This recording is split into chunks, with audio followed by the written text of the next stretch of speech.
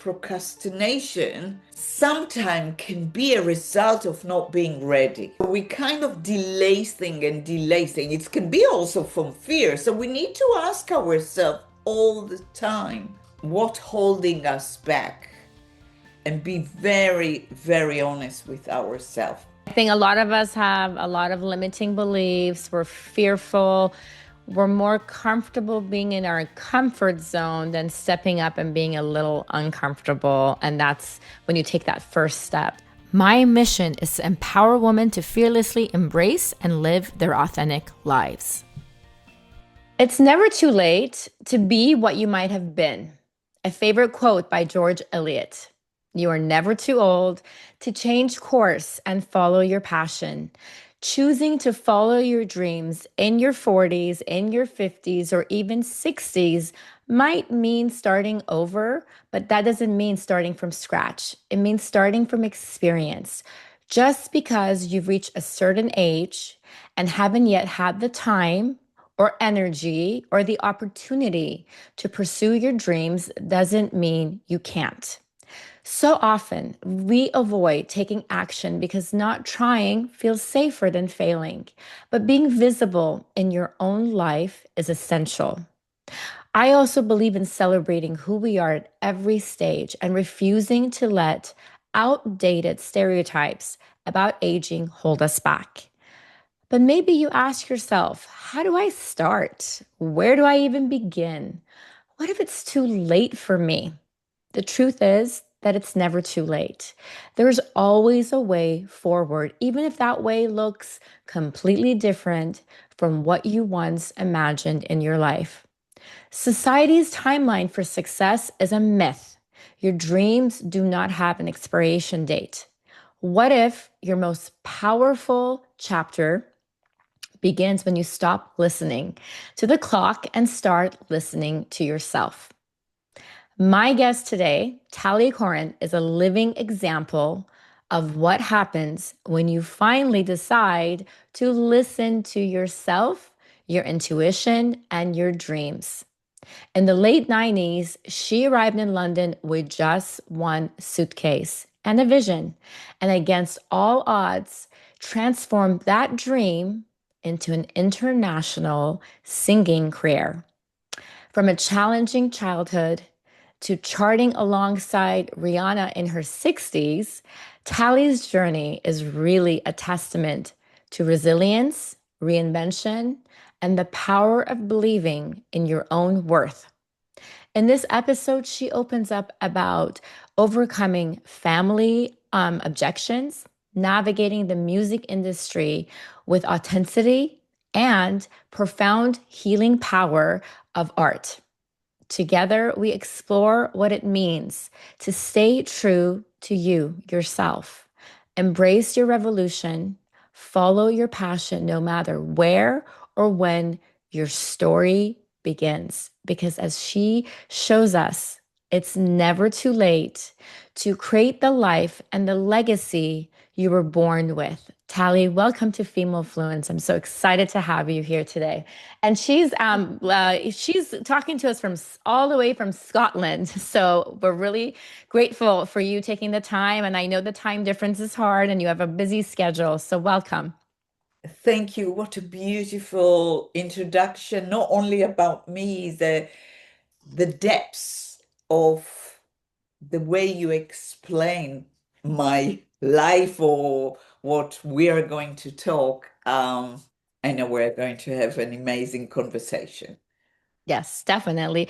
So let's start you telling us about your journey, who you are a little bit. I touched on it some, but when did you just first knew that singing was something you were meant to do? Age 3. I think most of the time people know at a very young age what they love. I was singing on the table, imitating singers and entertaining the family. So it was all there. But then, things happen that they made our journey to be not as it meant to be. In my case, it was singing competition, local charity that my mother was there and I was singing. I was really good, but I was imitating a very famous singer. And I got only 7 points. And no, sorry, I was number seven. And my mother, so it was one before the end, and my mother was so upset that her daughter didn't win. She Right. behaved yeah, she was dramatic. She left the charity and she caused me such a trauma. Oh, I stopped singing. That's it. That's it. And that's what happened to so many children that something happened then in their childhood, and that's it. They so shut how down. how old were you at that competition? 7, 8 years old, I shut the dream out. And I had other talents, like I was the fastest runner, swimmer, dancing, ballet, painting. This is another thing that we will talk about, that one need to focus on one thing in life. So we will touch it later on. But when my mother, where I always saying, if she would have behaved in a Differently. different way and come and say, Tally, you were brilliant. Next time, we will find out what kind of competition it is and what they want. And you try, and you might win next time. And if not next time, it will be Exactly. another time. Look at Andrew Murray, the tennis player, how long it took him, and his mother went with him. And there's so many examples of a parents that is there. And yes, so with me, it was the opposite. Yeah. So do you think, I mean, because parents' roles are so important and that, especially in that time of your life, and it stays with you. How do you think that rejection changed you or created a different version of you today? It's definitely created a different version, and I'm not regretting it because, we all have a path. And if we follow really the spiritual path, we understand what has happened. So if I won that competition or I would continue that path of being a singer, it's the age of 8, 9, 10, 11. So probably I would have become a singer at a much younger age, probably already at 15, 16. And I would not become the unique version of myself as an artist, which took me so many years. And even now I think I'm there, but to craft who you are as an artist, Hmm. because there is a difference between being a singer, like Whitney Houston, singer that they have just like unbelievable voices, to be Yes. an artist. And with me, I was already an artist with that low voice, but I was copying a singer, so I was not really understanding what I'm doing. What I understood later, I've chosen at the age of 13, 14 to become a model, to look only on the outside of myself. I thought, right, some people like blonde girls, some people like brunette, some people like, I didn't understand that the same applies to music. Some people like low voice, some people like just musicals. I go to musicals, I fall asleep. I cannot go to musicals or opera. And it doesn't mean that it's not good, but It's just that, your preference, right? yes. So I think that's what has changed me, because there was here a journey to become who I am. which is a combination of the spiritual journey and what I want to give to the world with this gift. So, yes, so long journey, but I'm on the path. Yes, that's what matters now, right? Yeah. So can you share with us actually how old are you today to inspire the listeners to, like I said in my intro, like it's never too late. It doesn't matter because I think your story is so inspiring. I'm 61 and a half. Yeah. When I had, yeah, because in May I will be 62. But when I reached 60, I really sincerely felt that I'm just starting my life. Everything until now is preparation. It's all Mhm. preparation. But I see people near me that they're at that age already talking.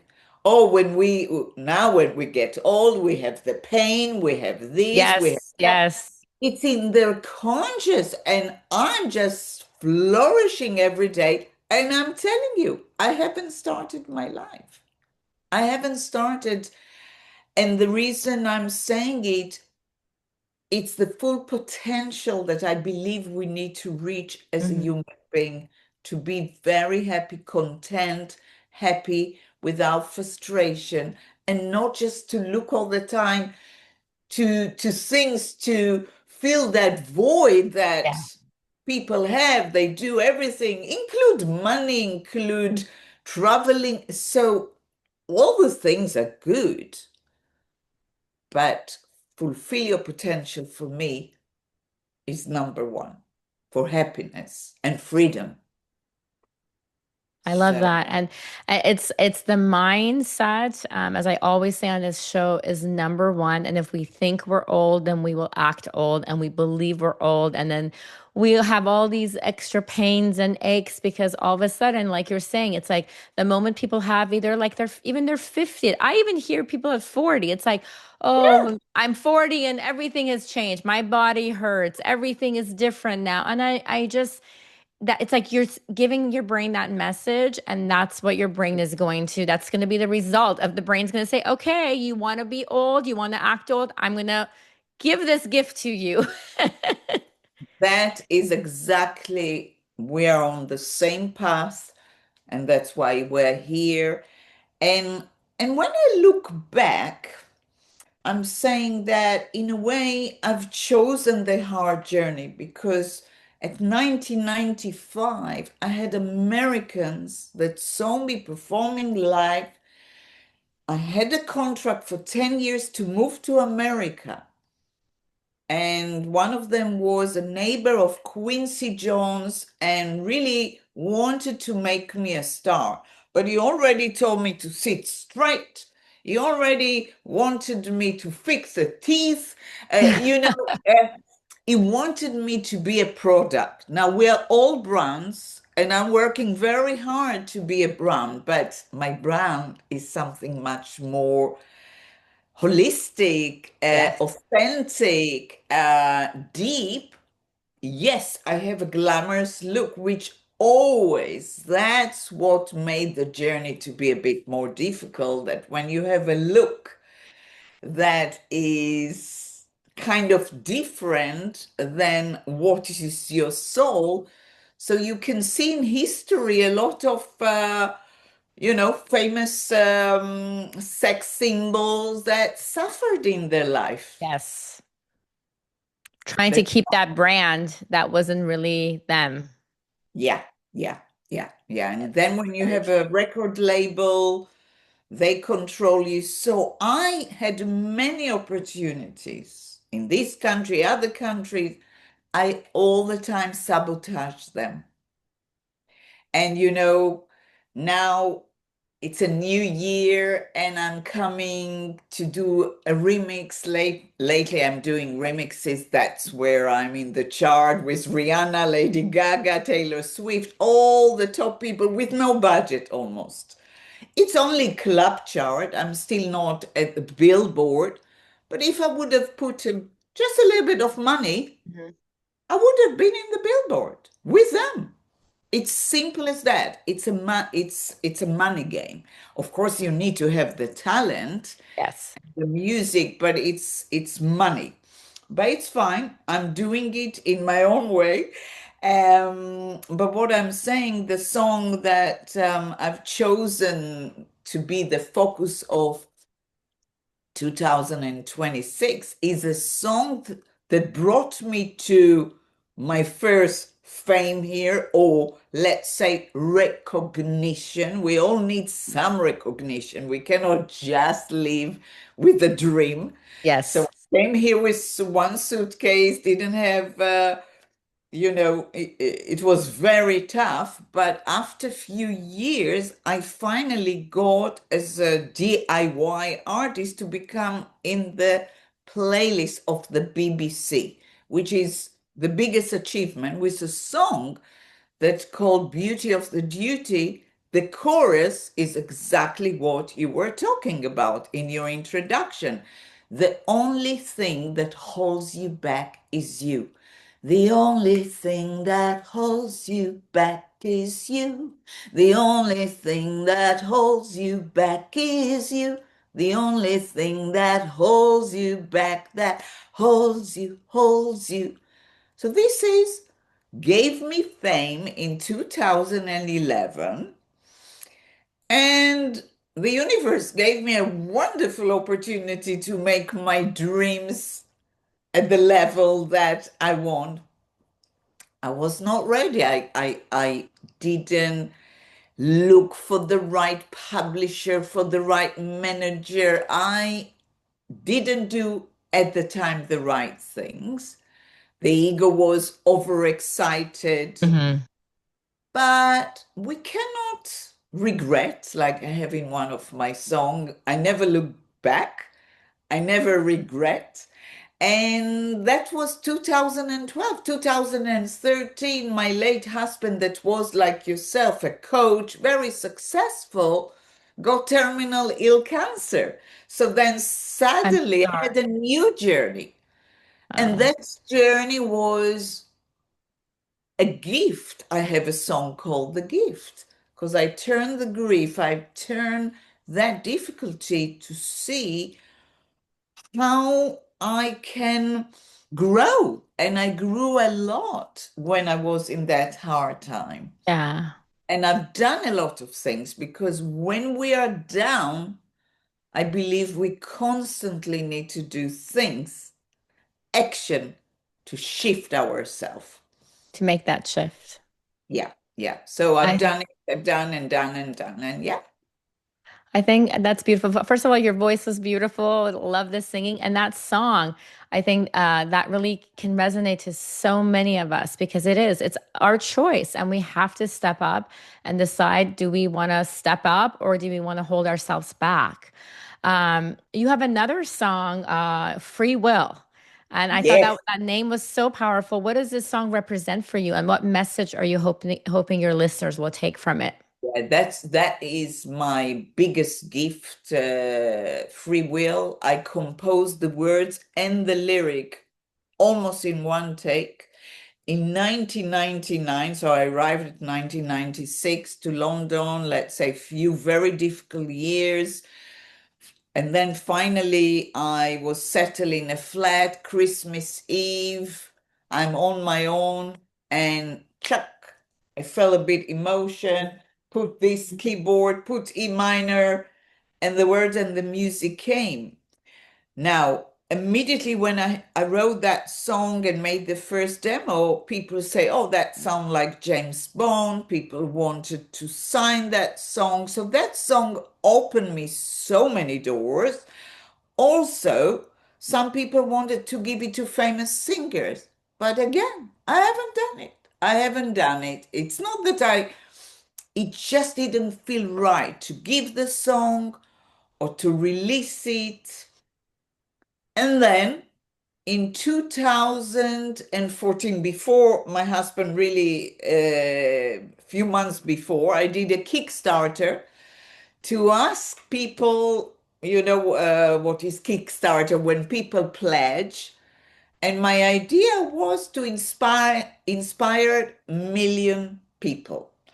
And the inspiration is to choose because the chorus was in every breath I take, in every breath I take, I don't know what is on my way. I don't know what you bring to me.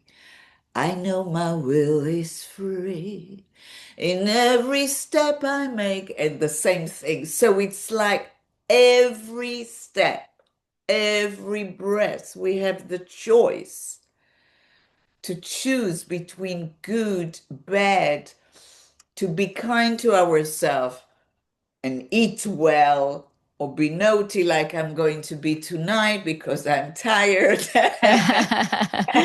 Be kind to others, or, not fulfill our dreams or just live uncertainty. So it just the list go black, white, Hmm. love, hate, that's life. And although there are scientists that wrote books about it and saying free will is predicted, everything is predicted, they're not going to convince me because Viktor Frankl, that survived 4 concentration camps, Yeah. he was talking, I'm sure you know, it's about the choice how we choose to look. So it's all the same thing. How we choose to look at 60s. And yeah, and I might be that 70 that I will create it at 70. No, no, I started my life now. I'm on the go. There is no anymore. Um, there is something really profound that I heard that procrastination sometimes can be a result of not being ready. Hmm. So we kind of delay thing and delay thing. It can be also from fear. So we need to ask ourselves all the time, what holding us back? And be very, very honest with ourselves.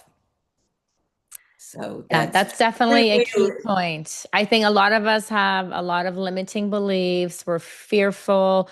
We're more comfortable being in our comfort zone than stepping up and being a little uncomfortable. And that's when you take that first step. So I Yeah. love your energy, though. I have to tell you, your energy is like it's coming to me all the way from Scotland.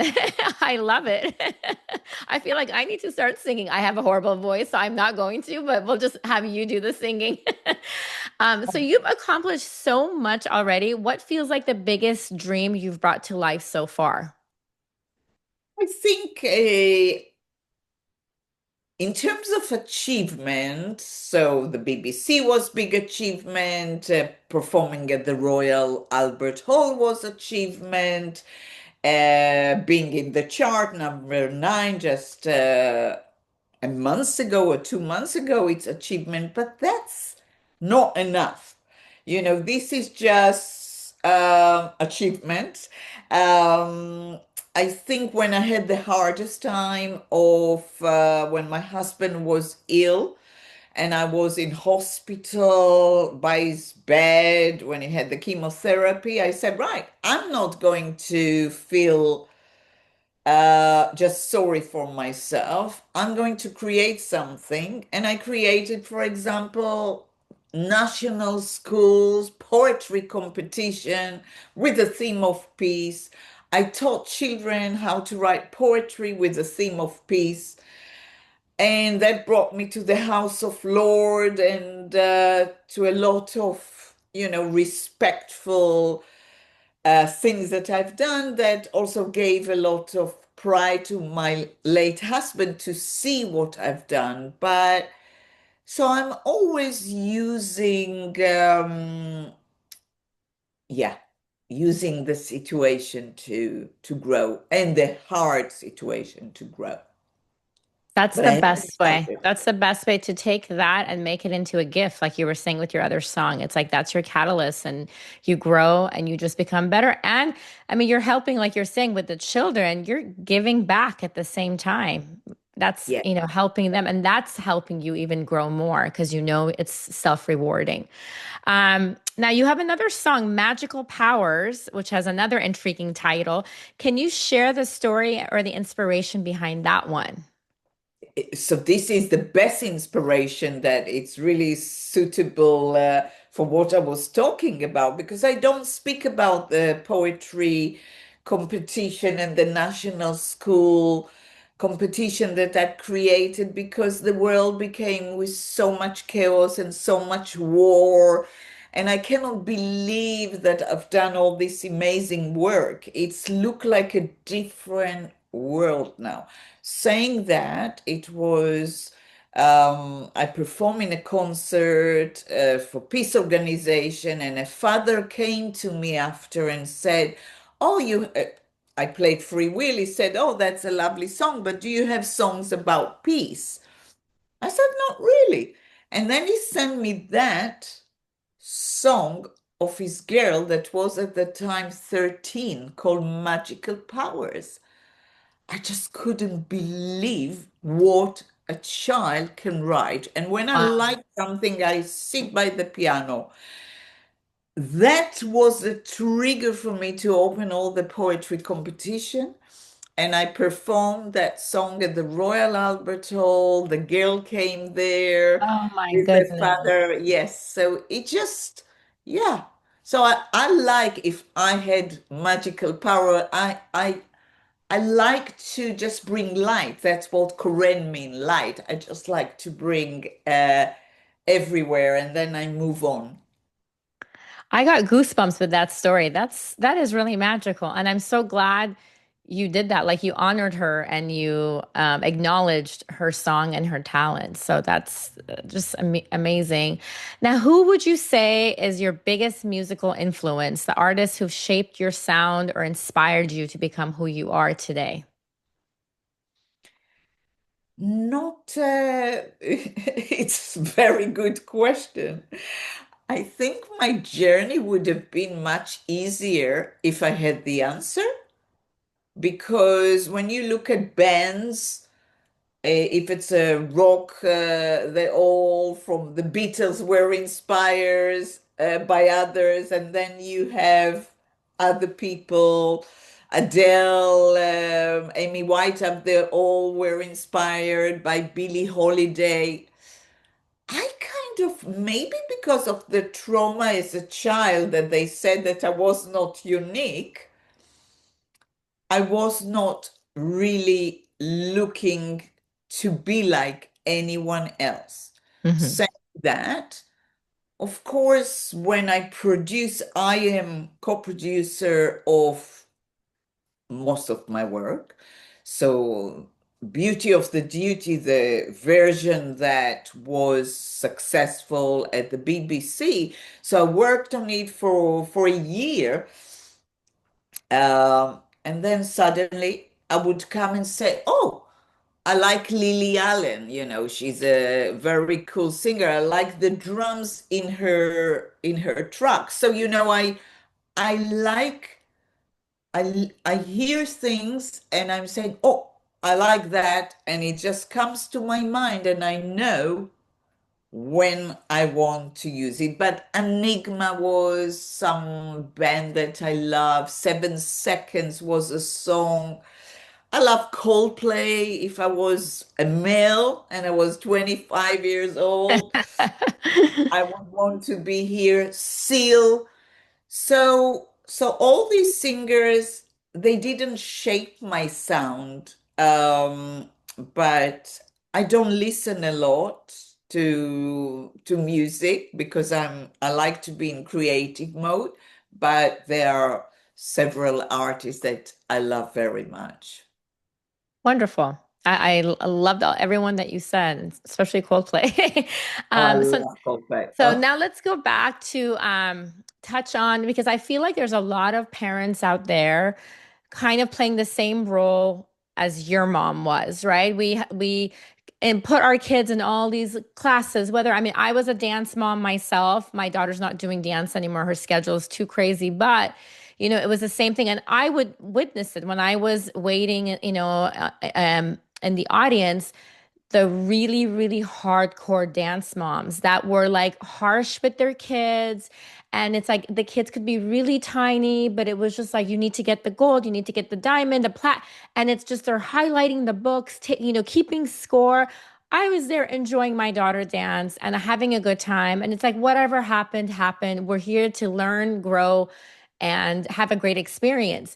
So having said that, there's a lot of that goes on. It's dance, singing, competition, swimming, diving competitions, volleyball, lots of sports.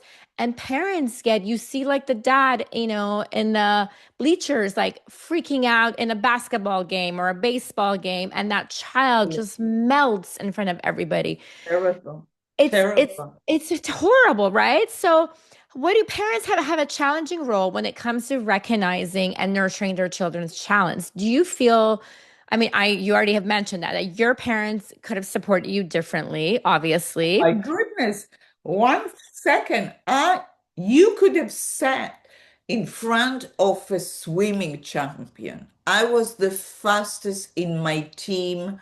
I was swimming a few times a week professionally. It's the same age, 7, 8, 9, before we moved to Mexico.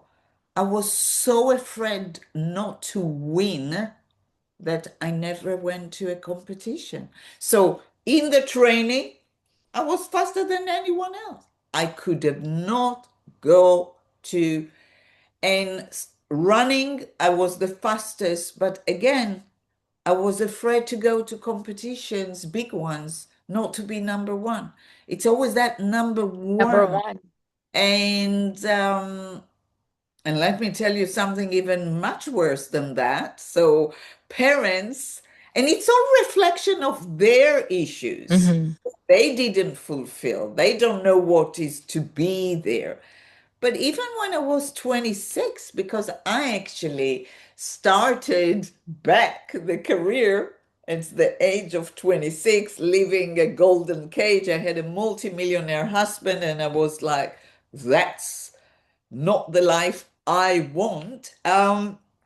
My father came to visit me, and I played him the most beautiful first song that I composed. I never released it. It's so good that I cannot release. It's very sad. It's called Pain or The Pain. And my father hear it at the age I was 26, and then he said, "Why do you want to be a singer? You cannot sing like Celine Dion." Do you understand? That is the message number one. Then he said, "Why do you want to be a singer?" That was all happening that time. He said, "Your voice will be stuck when you're performing."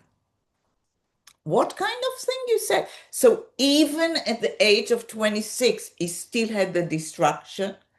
And luckily, when I performed at the Royal Albert Hall, my late husband it was a month before or 2 months before he died. He said, "If your parents are coming, I'm not going." Why? He didn't want any curse that the subconscious will cause me not to be. So parents are doing so many mistakes. It just breaks my heart to see it. So please, any mom here or father, just support, nourish. Yes. So my mother pushed me to fame, but without nurturing, without that thing.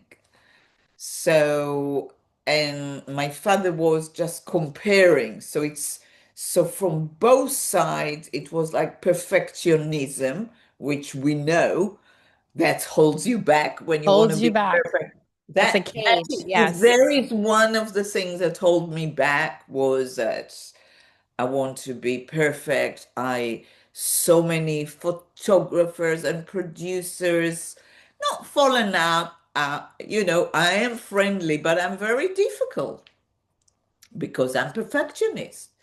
And when you don't pay a lot of money, you don't work with the same talent of people that get a lot of money. So yes, so it's parents need to be more responsible for their role.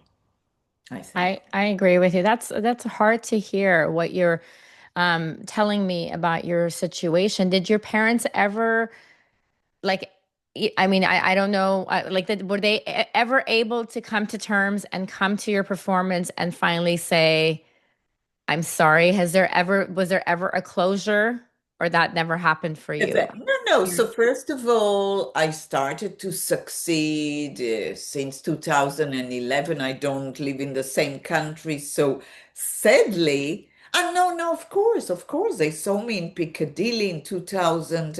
Yeah, yeah, yeah. They saw me at my glory already, me performing, never said sorry. But my last visit, I was sitting with my 92 father and said to him, "You know, Daddy, what you've done when I started to sing?" And told him that. And I said, "But thanks to you, I went to every singing teacher to be able to sing like Celine Dion, so I can belt." And I said to him, "Listen to this recording, how I shout at the end." And he listened. I can do it. But my low voice is much nicer, but I can belt. And he said, "Wow." I said, "It's thanks to you, Daddy." So I close the cycle with That's him. good. That's good. I'm glad you Oh, had it's that very closure. important. It's Yes, very important to close a to do cycle. that for I yourself. close. My mother has Alzheimer, but I talk to her as well, but while because they can still understand things. So I definitely believe in closure, and I closed it. Yeah, That's good. definitely. I Yeah. think there's a fine line between the balancing of like guiding your kids, nourishing and holding them accountable, right? Because we want to like, if they're being lazy and they don't want to go to practice and they're not practicing, like let's say their piano, and we want to hold them accountable. We want to guide them. And we also kind of want to let them, as they get older, find their way. So maybe, like, let's Yeah. say they don't want to play a certain sport. We can't keep pushing and say, no, I want you to play soccer. You're going to be playing soccer. And if your child is telling you, no, I actually like tennis better, it's our job to listen. And then and the whole process, we need to nurture them. We can't just be, Absolutely. because they already get a lot of that from their coach, from their teachers. They need to have that safety place with us and know if they come in second, third, fourth, fifth, it doesn't matter. We will love them and we support them no matter what. Yeah, So absolutely. I didn't have it, but that in a way created who I am today. And I'm that's here true. in this world. I wrote many years ago a song saying "No more Van Gogh." It's not in English, but for me, Van Gogh is an example. You know, when you go to exhibition, because I paint, I love painting, and my soul connected to him. And I see how people are looking at the exhibition and queuing, and he didn't even sell one painting, but he did what he loved. He was following his truth. And I'm here to inspire people not to give up and to let their talent, or whatever it is, it doesn't need to be just glamorous and singing. It can be so many different things. You know, I was on flight and I met someone that is working in a certain job, computer, but now he's fulfilling his dream to be a chef. So he's still working very hard. But I said, "That's fantastic." I That's said, "How is fantastic. the wife? How is the wife singing?" He said, "There is a little bit of problems." I said, "Okay." She's afraid, It's a but transition. Yeah. it's a transition. When someone does a change, I know now that I'm losing people because I just want supporting people, around me. So I created an unbelievable video a few weeks ago, and someone that I got close to him and shared with him the journey of traveling, filming, So when I shared with him the video, he didn't react on the same day. The next day, I asked him, "Are you all right?" He said, "Oh, yes, yes, yes, I was very busy. I don't like the industrial shot in the video." I said, "Sorry? Someone cannot congratulate me that I managed to make an unbelievable video, all selfie, edited, and there was a shot that he didn't like." So Oh my goodness. the new me in the morning, because you don't want to do things when you are hurt, I said, "Listen, you've been very supportive in the last few months, but I cannot have friends like you that are so judgmental. I'm so busy. I really need only people that can be supportive. It's Yes. okay to give criticism, but not as the first thing. Who Yes. needs something like that in your life?" And I'm so happy that proud of myself because it's the neediness sometimes for love and acknowledgement. No, we know when we are good. I'm proud of you too, because I was actually going to ask you because in your industry, you're doing a lot of things and you have to be careful, like, what people are closest to you, who's going to cheer you on, who's going to support you. So I mean, this time, if this keeps happening, are you really good about setting boundaries to manage those moments of disappointments so that people are not stealing your joy or your focus, right? And just, you don't need that validation because a lot of us need that validation. So we're willing to take that on. Exactly. I'm in a place in my life that I'm becoming who I always wanted to become because I'm so open as a person and share my emotions and friendly. I don't have time. I don't have time. I'm now, there is no procrastination. I'm on the go doing stuff. And yes, so I loved it how immediately I cut it. And another friend, when I told him about big project that I'm doing, he said, "Tally, when are you going to wake up? When are you going to wake up?" We were in the middle of a restaurant. I, Wow. I said, "Sorry?" So yeah, I got goose pimple. I said, "Look, again, he helped me with the situation of my mother in a different country." I said, "You really were supportive. I cannot be friend with you and I cannot continue the lunch." And when I came back to London, he said, "Tally, friends should say people what they think. You live in a movie." So I said, "That's a great title for my book." And now I saw the new project. It was so supportive. So it's nice also to give a chance. Yes. The other one that saw the industrial footage, Yes. Yeah. he That's kept on of saying really critical, right? Yes. he's I on mean, it's good. himself. Getting feedback from our friends and supporters. It's good, but it's just the way you word it and how, like you're saying, not immediately. And you can always tell if it's like a good friend giving you a good feedback or if it's a friend who's either envious, who calls themselves your friend, Oh. who's stuck in their own life. So they're kind of jealous that you're not scared. You're kind of going after the things that you said you were going to. They said they were going to, but they haven't made one step forward. So for that, they lash out to you to make you small so that you stop what Exactly. you're doing. So just being able to distinguish between those type of friendships is key.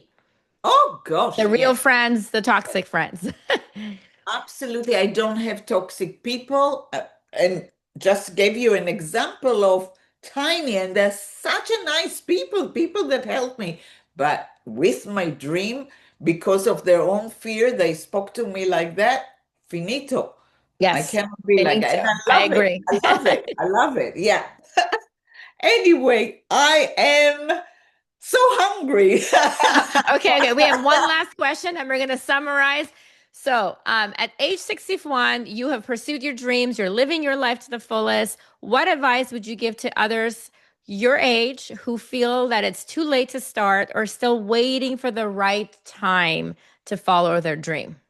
So first of all, I haven't fulfilled yet my dreams. That's I why love it. You're still I'm continuing. really honest when I said life begins at 60 because my potential is only scratching. I know myself. So I haven't fulfilled my dreams yet. Number one. Number two, I would tell them to ask themselves, what do they really want? Be very clear to save themselves of what I haven't done. I've done too many styles of music, too many like many managers that wasted my time. So you need to be very clear what you want to do. Start with small steps. Be very honest with yourself. If you just love singing, but not solo, go to choir. YouTube is full of teaching on any subject that you do, but clarity of what you really want and doing small steps. And don't tell anyone. Don't tell anyone because people, all these people Opinions. that care about you will. So don't tell anyone. That's the most important. I think that's great advice. To be respectful of your time, I'm going to quickly summarize. I know it's late in Scotland. You've been working all day and you're starving. So we've been so inspired by your story today. Your purpose is clear. You want to inspire others to pursue what they love, regardless of obstacles or timelines. Tally's journey reminds us that with dedication, self-belief, it's never too late to pursue your passion and create the life and legacy you were meant to have. If you're listening right now and there's a quiet voice within you whispering that it's time to follow your dreams, listen to that voice. Don't block it. The time is now. Ask yourself, is my dream still there? Because even if life has caused you to doubt, to lose confidence, or to forget what you once longed for, you still have the power to begin again. Start by knowing what you want, just like you were saying. Take inspired action one small step at a time, because in order to manifest anything new, you must begin living from the energy of already being there. Feel the joy, the pride, the gratitude as if your dream has already come true. That's where transformation begins. Tally, thank you so much for being such a wonderful guest on Female Fluence. All your links will be in my show notes. Is there anything else you would like to leave us with before we end? Yes, that if people were inspired and they can follow me on all the social media, is Tally Koren. They can send me a message, and I always love to answer, maybe not straight away, but I love to connect with people, especially people that listening to you and actually doing action to become a better version of themselves. So love to connect with your listeners. I love that. I love you being so open and wanting that, and people will get inspired and learn from you. Thank you so much. You're welcome.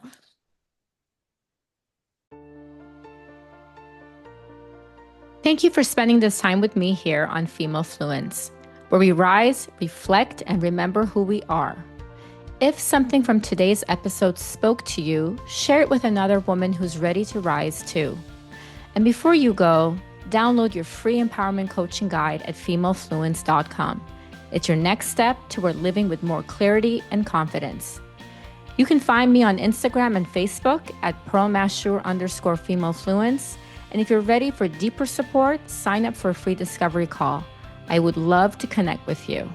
Remember, my friends, don't just exist. Live your life fully, bravely, and in truth.